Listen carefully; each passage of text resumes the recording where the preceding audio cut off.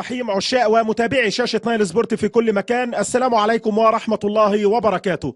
من جديد لقاءات الدوري الممتاز المصري، استاد السلام. تحياتي محمد عفيفي اللي بيستضيف النهارده مباراة النادي الأهلي مع المقاولين العرب في الأسبوع رقم 19 اللي تابعنا منه لغاية دلوقتي 6 مباريات، كان أحلاها وأمتعها اللقاء اللي قبل ده مباشرة بين سموحة والمقصة، وقدر الفريق السكندري يفوز على فريق المقصة 4-3 في واحدة من أجمل لقاءات الموسم إن لم تكن الأفضل على الإطلاق لغاية دلوقتي. إنما خلينا في المواجهة المهمة للأهلي وجماهيره النهاردة بعد التعادل السلبي في افتتاحية الدور الثاني والأسبوع رقم 18 أمام النادي الإسماعيلي. الأحمر بقيادة شريف إكرامي في المرمى، ومعاه حجازي وسعد الدين سمير، 2 مساكين على أطراف الملعب، علي معلول ومحمد هاني. محمد هاني في الجنب اليمين ومعلول الجبهة اليسرى. تشكيلة قدام حضراتكم على الشاشة، واحنا بنقولها كمان بالوضعية الفنية لغاية ما يبدأ حكمنا الدولي محمد الحنفي أحداث المباراة. معاهم حسام عاشور وأحمد فتحي، 2 ديفندر في قلب الملعب، وليد سليمان، صالح جمعة، ميدو جابر، 3 صناع لعب مع الفرود الرئيسي جونيور أجاييه، محمد ناجي جدو مع حسام البدري قدامنا على الكادر. تحية الجهاز الفني للنادي الأهلي لعيبة نادي المقاولين، وصورة تذكارية للتشكيلة اللي قلناها قدامنا اللي فيها بعض التغييرات، تقريبا 3-4 لعيبة عن آخر مواجهاتهم أمام النادي الإسماعيلي. في الجانب الآخر محمود أبو السعود في مرمى المقاولون العرب، مع إبراهيم القاضي، خالد عبد الرازق بنفس طريقة لعب أحمد حجازي وسعد سمير، 2 مساكين، كريم الديب في الطرف الشمال وأحمد علي جبهة يمين، معاهم ديدي كوري مع ابراهيم عبد الخالق ومحمد فاروق، 3 وسط ملعب و3 اوراق هجوميه، عمر جمال، محمد ناجي جدو، احمد علي. قدامنا الكابتن حسام البدري وجهازه الفني بالكامل اللي راحوا لدكه نادي المقاولين ضيوفهم في مباراه اليوم. خلينا بقى نتكلم في كل الامور بعد ما صفرت البدايه خدنا محمد الحنفي لبدايه ال90 دقيقه المهمة جدا للأهلي وجماهيره في مواجهة المقاولين العرب، اللي المباراة لا تقل أهمية عشان يبعدوا تماما عن مناطق متأخرة في جدول المسابقة. أحمد حجازي رجع للتشكيلة الأساسية بعد ما دخل محمد نجيب في اللقاء الأخير. برضه أحمد فتحي هوت اللي بدأ مكان حسام غالي. جونيور أجاييه يرجع لأحمد فتحي، علي الباك اليمين، كرة تاني ميدو جابر، فاول اللي بدا يدخل التشكيل، علي معلول، خطيره خطيره، اول هجمه شرسه، انما بعدت عن المواجهه، وحجاز اللي طالع يلعب بدماغه عند وليد سليمان، يجي قدامه ويحاول على وش رجله يسدد، وما قدرش يتم تسديده، لقى نفسه يحل المشكله، عامل نشاط بعرض الملعب من الكره الثابته، عمل كويس قوي من علي معلول مره ثانيه، وفي مستوى صعب عرضيه تخبط، انما حجازي عملها وياخد معاها وخبط فيه الحكم قبل ما واقف تروح على المدرب العام ياخدوها تاني حسام البدري لميدو جابر قدامنا، سقطها جوه ال 18. مواجهه بين جيلين مختلفين على مستوى التدريب، طلع بمبدا حسام البدري واحد من جيل الاهلي في نهايه السبعينات والثمانينات، ادي لمسه اليد على محمد فاروق، طلع واتكلم على البدري قبل ما حد، والناحيه الثانيه محمد عوده لضربه ركنيه. الاهلي ضاغط التسعينات في نادي المقاولين على مستوى مدفع لغايه بدايه الالفيه، فوقنا مع البدايه، وضربه حره من مكان احمد فتحي بعد 5 دقائق من البدايه، مكان كويس قوي، وبدايه هجوميه وهيلعبوها ازاي من لعيبه الاحمر في ميدو جابر اللي بادئ اخيرا في 6-7 دقائق لعب برقابه لاحمد علي الباك اليمين على مستوى الضغط الامامي. لعب تعب علي معلول، خطيره، السعودي اللي واقف كويس، اول هجمه شرسه عرضيه، حتى لو كانت اللي طالع يلعب بدماغه او تيجي قدامه ويحاول رايحه وشكلها حلو، وهي طالعه انما اشتباك من المدافعين يحلوا المشكله. اول هجمه خطيره، وهو ده اللي اداله الشكل ان يتعمل كويس قوي من علي معلول لنادي المقاولين من جديد. مستوى صعب، عمر جمال بدا يظهر، انما حجازي عملها، عمر جمال ما يلعبها في اليمين المدافعين ويبدا يهاجم، تروح علي معلول في الجبهه اليسرى تاني وينقلوها لميدو جابر، الاوقات اللي جايه سقطها جوه ال 18، لسه حجازي موجود في مكانه جده، ويطلع بمبدا الامان شويه عشان كان محمد هاني واحمد علي يبدا يشتغل، قال لك اطلع واشيل في العمق قبل ما حد يجي المساكين، حجازي وسعد الدين سمير. الاهلي ضاغط محمد عوده في المنطقه، تسديده جامده، مدفع، وابراهيم عبد الخالق وفاروق فوقنا مع البدايه حلوه من احمد هجوميه، فاول محمد الحنفي مقص النادي الاهلي في الاسبوع رقم 19. 3 نقاط مهمين جدا، الاستلام موجود لحسام البدري ولاعيبته بنفس الحال، محمد عوده تمريره حلوه خطيره، لو سند علي معلول ممكن، انما بقى ده اسمه كلام، بقى ده اسمه كلام، طلع ضعيف منتهى الجمال،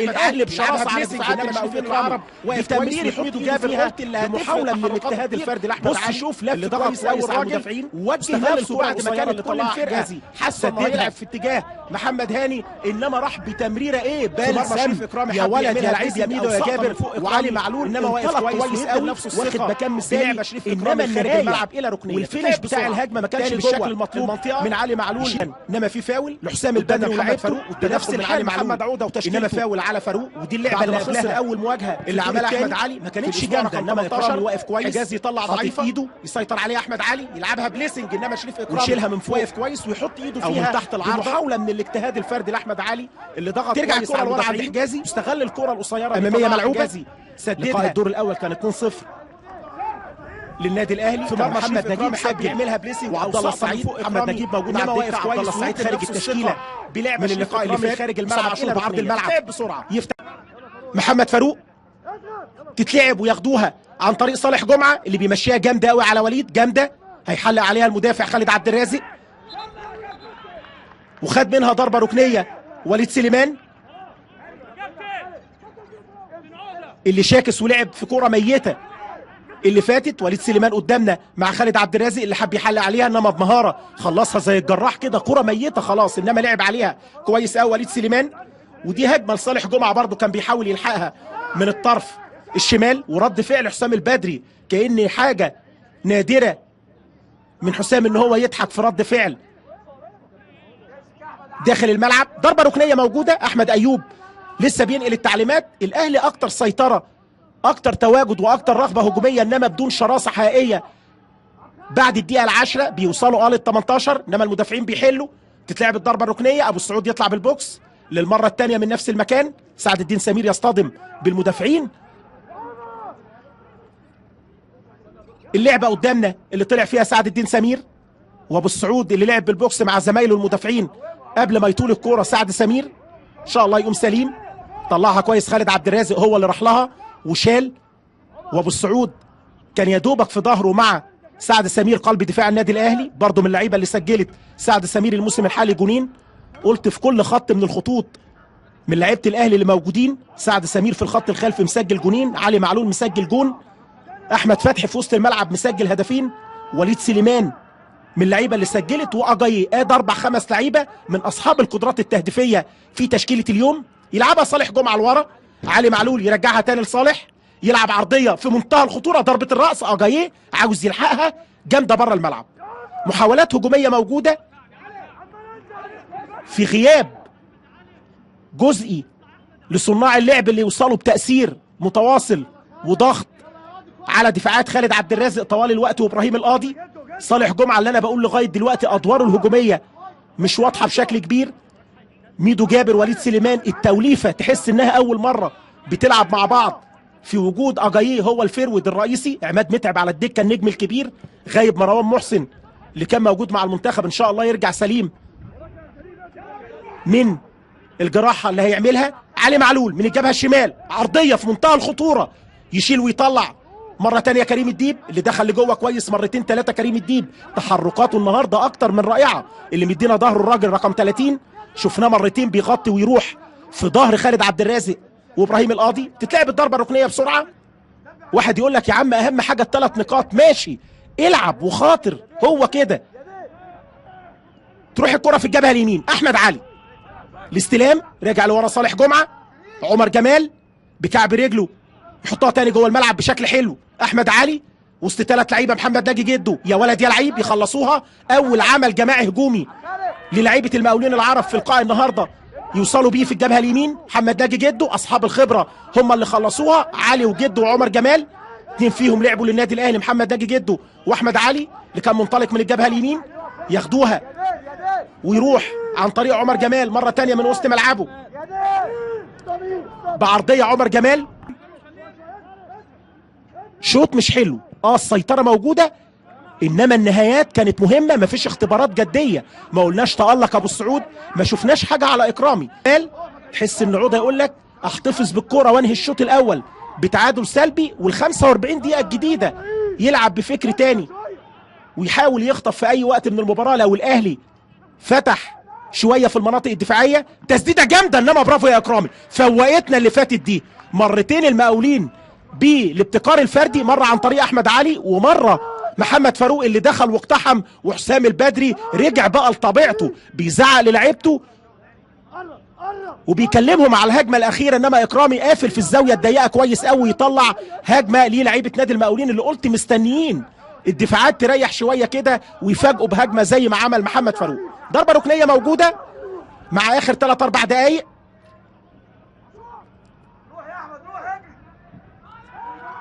لسه محمد عوده بيكلم لعيبته في الاوقات الاخيره من الشوط الاول، ما يقدروش يستغلوا الركنيه. احمد علي يلعبها جامده قوي، تتلعب تاني قدام ال 18، يشيل الدفاع. نقلتين كويسين، اجاييه داخل منطقه عرضيه كان ممكن يتصرف لوحده، يشتت كريم الديب في تشكيله محمد عوده في مواجهه النهارده. تتلعب العرضيه، يطلع الدفاع قصيره خطيره، مش ممكن اللي فاتت. سعد الدين سمير بوش رجله اللي وقفت قدامه الكره هديه مع الثواني الاخيره. سعد انما المره دي ما لبستش في رجل سعد سمير. اللعبه المره الثانيه، ادي اول التعليمات بقى هتبقى بنزول مؤمن زكريا. هنشوف على حساب مين في اعتقادي، يا ميدو جابر يا صالح جمعه. اول ما يبان التبديل للنادي الاهلي اللي قلنا البدلاء عشان الجماهير تبدا تفكر معانا ايه الحلول في الاوقات اللي جايه. على الجانب الاخر محمد عوده طالما متعادل الراجل مش هيعمل اي تبديلات الا لو قلل المجهود البدني لبعض اللعيبه، هيبدا يدفع بلعيبه الوسط اللي يقدروا يكملوا في الاوقات اللي جايه زي ابراهيم الشايب او عبد الرحمن خالد، لاعب الوسط اللي عنده الحتتين الدفاعيه والهجوميه، وعنده اوراق هجوميه بقيمه كريم مصطفى واسلام فؤاد يقدروا يشتغلوا لو هبط الاداء لمحمد ناجي جده واحمد علي وعمر جمال في المناطق الاماميه. هنشوف الحكم الرابع رمضان محمود هيرفع بالتبديل اللي قدامنا مؤمن زكريا. هيكون اول اختيارات حسام البدري عشان يغير من شكله ويبدا يدفع بلعيبه توصله لمناطق مهمه وتدير منطقه صناعه الهجمات اللي يوصلوا او هم يخلصوا على طول بالابتكار الفردي باهداف. مؤمن واحد من اللعيبه اللي سجلت الموسم الحالي، عنده 6 جوان، كانت اخر اهدافه تبديل قدامنا صالح جمعه. فعلا زي ما انا قلت اللي كان متابع معايا الشوط الاول، صالح جمعه هيبقى اول اختيارات حسام البدري في التبديل، وفعلا صالح جمعه اللي خرج ولعب مؤمن زكريا مع بدايه الشوط. على بركه الله هنبدا مع محمد الحنفي ومحمود ابو الرجال وسمير جمال الاثنين المساعدين، ومعاهم رمضان محمود الحكم الرابع. احداث الشوط الثاني بين الاهلي والمقاولين العرب في المواجهه رقم 68 في تاريخ لقاءات الفريقين اللي تفوق بيها ابناء القلعه الحمراء ب 46 انتصار مقابل 6 انتصارات فقط لا غير لذئاب الجبل، كان اخرهم في موسم 2014 2015. اخر فوز لنادي المقاولين كان هدف لمحمد سالم في لقاء الدور الثاني. تبديل ظهر قدامنا على الشاشه واحمد فتحي قدامنا، ولسه الفرقتين بيجهزوا بعد ما دخلنا في اجواء الشوط من بدري قبل ما ينزل اللعيبه. نعيد على التشكيله مره ثانيه. الاهلي شريف اكرامي، حجازي، سعد سمير، محمد هاني، علي معلول، حسام عاشور واحمد فتحي، معاهم وليد سليمان وميدو جابر، مؤمن زكريا اللي لعب على حساب صالح جمعه، جونيور اجاي. الناحيه الثانيه ابو السعود وابراهيم القاضي، خالد عبد الرازق، احمد علي، كريم الديب، ديدي كوري، ابراهيم عبد الخالق، محمد فاروق، عمر جمال، ومعاهم جده واحمد علي. على شمال المقاولين يبدا بهجمه من جبهه احمد علي، مقطوعه الكوره، اول لمسه لمؤمن زكريا بيرجع ويضغط في جبهته الدفاعيه من عند علي معلول. بادئ مؤمن زكريا من الجبهه اليسرى، تمريره لقدام، مؤمن زكريا يطلع ويوصل يا محمود ابو السعود، برافو يا ولد، دي كوري، ومعاهم عمر جمال كمان اللي متاخر قوي ومايل في وسط ملعبه الدفاعي. احمد حجازي ده اللي ادى الارتياحيه والافضليه لحجازي ان بدا يزيد ويوصل لبعد الدايره عشان يبدا هو التحضير للامام. خدها كريم الديب كويس ويخلصها قصيره منقوله، يفقدوا الكوره من عند محمد فاروق ويضغط فرقته بهجمه بعد ما طلع كريم الديب اول مره جوه ال 18. اجاييه تهرب الكوره، خالد عبد الرازق قصيره لسه موجوده عند حسام عاشور، طلعها خالد عبد الرازق انما مش جامده.